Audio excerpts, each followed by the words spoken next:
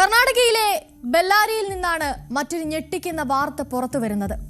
ഇവിടുത്തെ ഒരു റെസിഡൻഷ്യൽ സ്കൂളിൽ ഒരു 9ാം ക്ലാസ്സുകാരന്റെ ആക്രമണം കലാശിച്ചത് മറ്റൊരു കുട്ടിയുടെ കൊലപാതകത്തിലാണ്.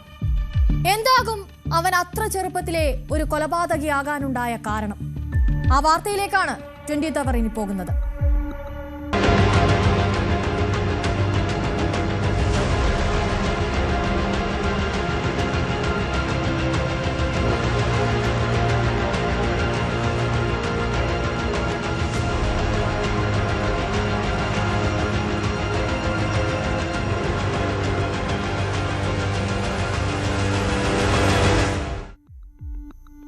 കർണാടകയിലെ ബെല്ലാരിയിലെ ഒരു സ്വകാര്യ റെസിഡൻഷ്യൽ സ്കൂളിലാണ് സംഭവം നടക്കുന്നത്.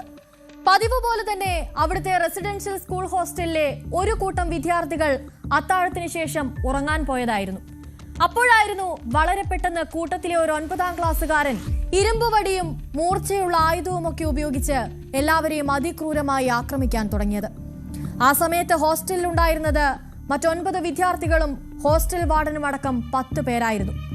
ഇതിൽ 8ഓളം പേരെ ആ കുട്ടി അതിക്രൂരമായി തന്നെ ആക്രമിച്ചു. ഇരുമ്പുവടിയും മറ്റ് ആയുധങ്ങളും ഉപയോഗിച്ചുള്ള ആക്രമണമായതുകൊണ്ട് തന്നെ ആർക്കും അവനെ തടയാനോ പിടിച്ചു മാറ്റാനോ സാധിച്ചില്ല. ആക്രമണം തടയാൻ ശ്രമിക്കുന്നതിനിടെ ഹോസ്റ്റൽ വാർഡനടക്കം പരിക്കേൽക്കുകയും ചെയ്തു. മിനിറ്റുകൾ നീണ്ടുനിന്ന ഈ ആക്രമണത്തിന് ശേഷം ആ 9ാം ക്ലാസ്സുകാരനായ കുട്ടി അവിടെ നിന്നും ഓടി രക്ഷപ്പെടുകയും ചെയ്തു. ഇതിന് പിന്നാലെ തന്നെ പരിക്ക് പറ്റിയ 8 പേരെയും പെട്ടെന്ന് തന്നെ ആശുപത്രിയിലേക്ക് കൊണ്ടുപോയി. എന്നാൽ ആന്ധ്രാപ്രദേശ് സ്വദേശിയായ ഒരു വിദ്യാർത്ഥിക്ക് അവന്റെ ആക്രമണത്തിലേറ്റിട്ടുള്ള പരിക്കുകൾ അത്ര നിസ്സാരമായിരുന്നില്ല. ഡോക്ടർമാർ കിണഞ്ഞ് പരിശ്രമിച്ചെങ്കിലും ആ കുഞ്ഞിന്റെ ജീവൻ മാത്രം തിരികെ പിടിക്കാനായില്ല. ഗുരുതര പരിക്കുകളോടെ ആ കുട്ടി മരിച്ചു. സംഭവത്തിൽ ബ്രോസ്പേട്ട് പോലീസ് കേസ് രജിസ്റ്റർ ചെയ്യുകയും തെരച്ചിൽ ആരംഭിക്കുകയും ചെയ്തു. അപ്പോഴും വ്യക്തതയില്ലാതെ അവശേഷിക്കുന്ന ചില ചോദ്യങ്ങൾ അവിടെ ബാക്കിയാവുകയാണ്. ആ കുട്ടി എന്തിനായിരിക്കും ഇങ്ങനെ ഒരു ആക്രമണം നടത്തിയിട്ടുണ്ടാവുക? അവൻ ആക്രമണത്തിന് ഉപയോഗിച്ചു എന്ന് പറയുന്ന ആയുധങ്ങൾ അവൻ എവിടെ നിന്ന് കിട്ടി? ഒരു 9ാം ക്ലാസ്സുകാരൻ ഇത്തരം ഒരു ആക്രമണം നടത്തി ഇത്ര വേഗം എവിടേക്കായിരിക്കും ഓടി മറഞ്ഞിട്ടുണ്ടാവുക?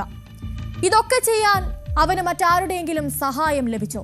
അതോ മറ്റെന്തെങ്കിലും മാരകമായ ലഹരി വസ്തുക്കളുടെ ഉപയോഗമാണോ അവനെ ഇതിനെല്ലാം പ്രേരിപ്പിച്ചത്? ആക്രമണത്തിലേക്ക് നയിച്ച സാഹചര്യങ്ങളെക്കുറിച്ച് പോലീസ് വിശദമായ അന്വേഷണം ആരംഭിച്ചിട്ടുണ്ട്. ഒപ്പം വാർഡന്റെ മൊഴിയും രേഖപ്പെടുത്തിയിട്ടുണ്ട്. ക്രൈം സീൻ ഓഫീസിൽ നിന്നും ഫോറൻസിക് സയൻസ് ലബോറട്ടറിയിൽ നിന്നുമുള്ള സംഘങ്ങൾ ഹോസ്റ്റൽ സന്ദർശിച്ച ശേഷം പരിശോധിച്ച് തെളിവുകളും ശേഖരിച്ചു.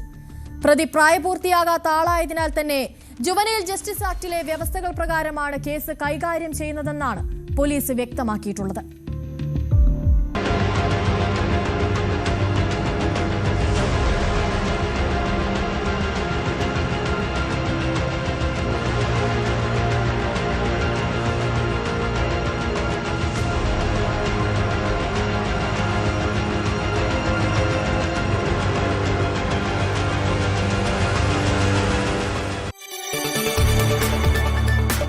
കൂടുതൽ വാർത്തകൾക്ക് News 18 Keralam YouTube channel subscribe ചെയ്യുക.